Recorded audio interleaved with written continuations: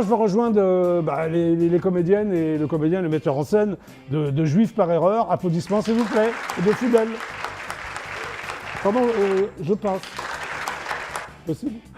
Bon allez, à tout à l'heure. Rebonjour. Et bonjour. Bonjour. Donc là j'ai affaire au metteur en scène. Patricia, est-ce que tu peux me présenter? Au comédien. Oui, il est à la fois metteur en scène et comédien dans Juifs par erreur. Oui. Il s'appelle Gérard Boumandil. Gérard Boumandil, voilà, très bien. On travaille ensemble depuis 6 ans. C'est une longue complicité, non? Oui. Quelques années, oui. Ouais, Quelques années. 6 ans. Parfait. Donc on va démarrer par Juifs par erreur. Il faut bien démarrer par quelque chose. Donc vous tournez cette pièce depuis très longtemps, Patricia. Je m'adresse à l'auteur. Depuis 3 ans. Ça fait 3 ans, on a commencé à la jouer au gymnase en 2014. Puis, D'accord. Ensuite, on a joué à Avignon et puis on a fait une tournée en Israël. On a joué aussi. Ça a marché en Israël parce que c'est spécial quand même. Extrêmement bien. Ouais. Oui, on a joué à Tel Aviv, Jérusalem, Ashdod et Netanya, dans 4 grandes villes. En français. En français dans le texte. En français, mais des très grosses salles et ça s'est très bien passé. Très bien passé. Alors la dernière représentation, c'est donc le 16 octobre. Oui. Au théâtre du gymnase. Au théâtre du gymnase, oui. C'est vraiment la dernière? Pour le moment, c'est la dernière programmée, mais c'est vrai qu'à chaque fois on se dit c'est la dernière et puis à chaque fois on en refait parce qu'on a du monde. Voilà. Alors le pitch, j'ai relevé ça, le pitch. Bon, alors c'est avec stupeur qu'Henri Dubois, c'est toi qui joues Henri Dubois, je suppose. Je joue le rôle d'Henri Dubois, oui. Apprend par une lettre à la mort de sa mère que techniquement il est juif. Alors ça veut dire quoi techniquement? C'est un terme qu'il adore techniquement parce que lui, à la base, c'est un antisémite de base. Oui. Et donc il apprend à la mort de sa mère qu'il est juif. Voilà. C'est ça qui est fou qu'au départ, il est antisémite. Donc ça doit lui faire quelque chose quand même. Oui, ça lui fait quelque chose. Alors c'est un antisémite militant, c'est ça? Non. Antisémite de base et ensuite il finit par accepter son judaïsme et il devient juif militant. Juif militant, c'est ça. Au départ, il est antisémite standard. Quand on dit standard, voilà, c'est pas. Il ne s'avoue pas antisémite, il ne sait même pas pourquoi il a ses préjugés. Quoi. Voilà, comme tous les antisémites, quand même. Non, comme. Pas tous les racistes. Les préjugés. Voilà, oui, il ne sait pas pourquoi, mais puis après il fait une introspection et en fin de compte, il évolue. Voilà, c'est donc une laborieuse remise en question qu'il doit se lancer sans se libérer de ses préjugés, c'est ça? Il doit se libérer de ses préjugés. Alors Patricia, là je m'adresse donc à l'auteur. Qu'est-ce qui t'a poussé à écrire Juifs par erreur? C'était en 2014, lors de la dernière guerre entre Israël et le Hamas. Oui. Il faut expliquer ce que c'est que le Hamas pour les téléspectateurs, c'est pas évident. C'est l'autorité qui dirige la bande de Gaza. Voilà. Et donc, il y a eu évidemment plein de manifestations anti-juives, pas seulement anti-israéliennes. À l'occasion de ce conflit, et notamment à Paris, où il y a eu des cris de mort aux Juifs et des attaques de synagogues. Donc là, tu as eu le déclic. L'histoire terrible qui se renouvelle. Et je me suis vraiment posé la question, si je n'étais pas juive, est-ce que je ne serais pas anti-juive, antisémite? D'accord. Je me suis vraiment posé cette question parce que je me suis vraiment posé cette question parce que j'étais outrée par le traitement du conflit dans les médias et je me disais que si je n'avais pas de parti pris à la base et que j'entendais ce traitement, peut-être que moi aussi, finalement, je serais gagnée par ces préjugés et par ce parti pris radicalement anti-israélien. Donc j'ai eu envie d'écrire un outil pédagogique à l'attention des non-juifs pour expliquer ce que signifie être juif. Voilà. Et ce que. C'est donc une vraie réflexion sur l'identité juive. C'est une vraie réflexion sur l'antisémitisme, l'identité juive.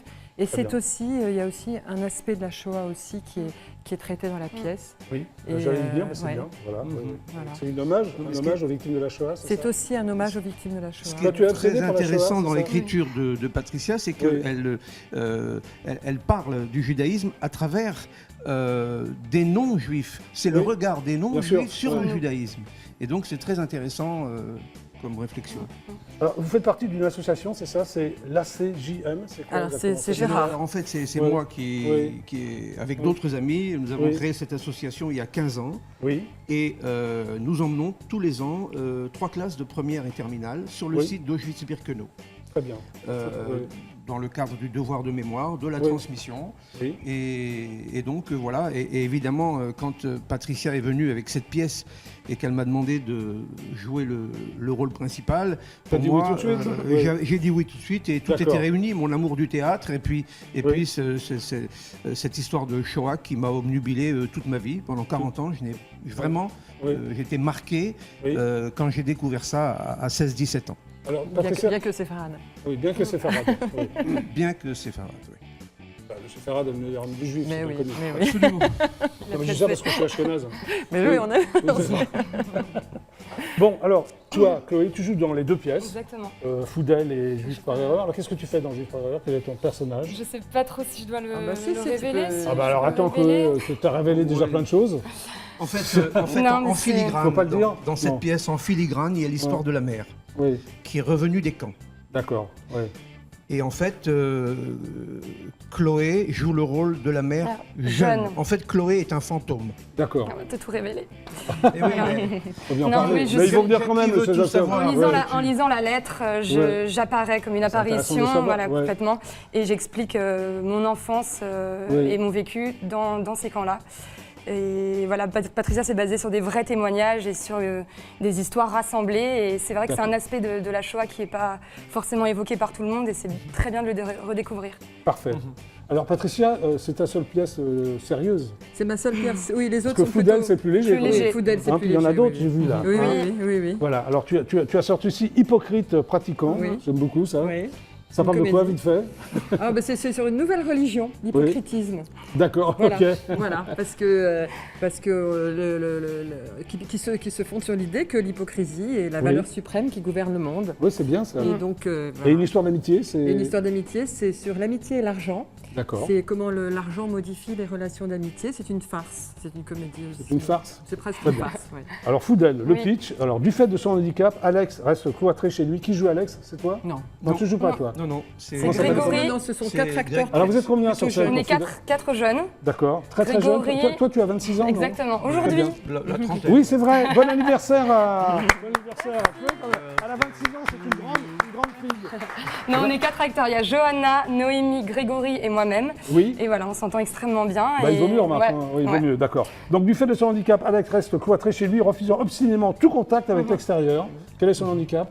Ah, on Ah, dit vous le pas. découvrirez. D'accord. Seule sa sœur, c'est pas toi, Johanna, non. Johanna, Johanna. s'occupe de lui et lui permet de travailler à distance, Oui, c'est ça, jusqu'au jour où il aperçoit sa voisine, c'est toi, voilà, et tombe littéralement amoureux, enfin, il tombe littéralement et Foudel. quoi. Foudel.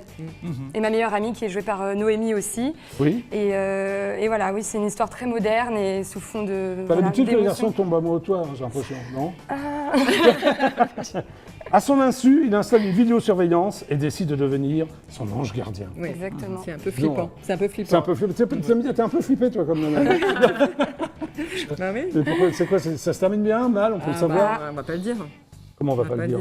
Ah bah non, C'est il le faut début venir d'une voir. histoire d'amour par téléphone interposé. Oui. D'accord, Oui. très bien.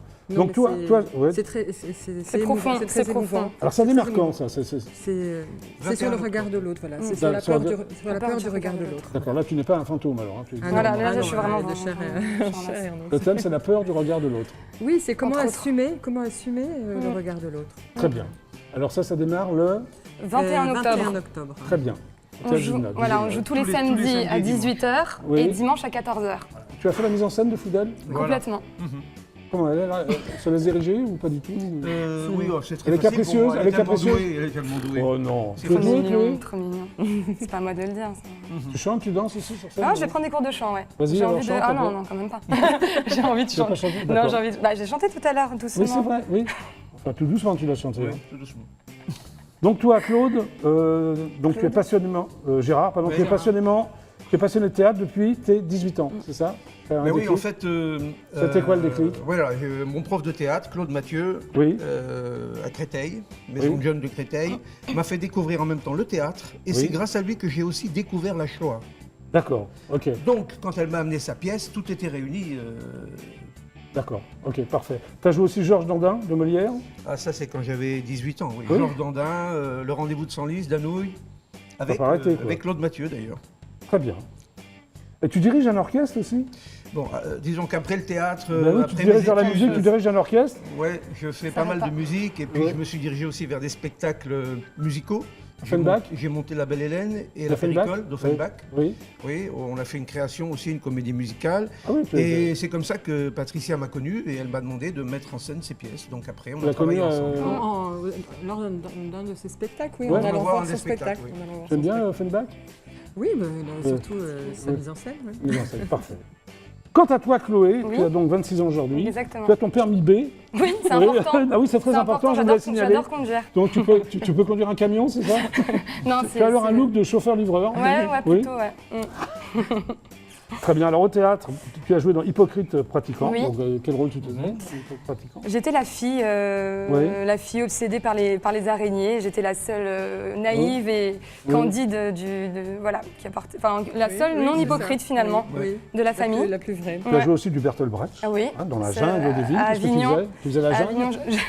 Entre autres, on était tous issus de la jungle un peu. Oui. Non, je faisais la mère et la fille de rôle un peu fous et c'était cet été à Avignon. D'accord. Tu as joué dans du Labiche aussi, les deux Timmy? Oui, lors de la scène publique des cours Jean-Laurent Cochet, Pierre Delavenne, je me suis régalée aussi. Ah oui, tu as pris des cours avec Jean-Laurent Cochet qui est un grand... Un maître. Un maître, hein. C'est comment des derniers maîtres. Ton Pygmalion? Il est admirable. Oui, tu as beaucoup appris? Beaucoup, énormément. De tout, quoi. Ouais. D'accord. Et tu as joué dans un court-métrage qui s'appelle Je suis Blanche-Neige. Je m'essaye à la caméra. Tu n'as pas un look de caméra. Blanche-Neige quand même, excuse-moi. Mais... Je m'essaye à la caméra et le festival... Ah, tu as réalisé le court-métrage? Non, pas du tout. J'ai joué dedans et le festival Nikon est une bonne entrée pour s'essayer à la caméra parce que c'est un jeu un peu différent de sur scène. D'accord. Donc voilà, deux courts-métrages. Tu fais Blanche-Neige ou tu fais les 7 Non, mois? Non. C'est pas totalement Blanche-Neige. Blanche-Neige, c'est une allusion à la cocaïne en fait. Ah, on l'appelle, c'est le surnom de Blanche-Neige.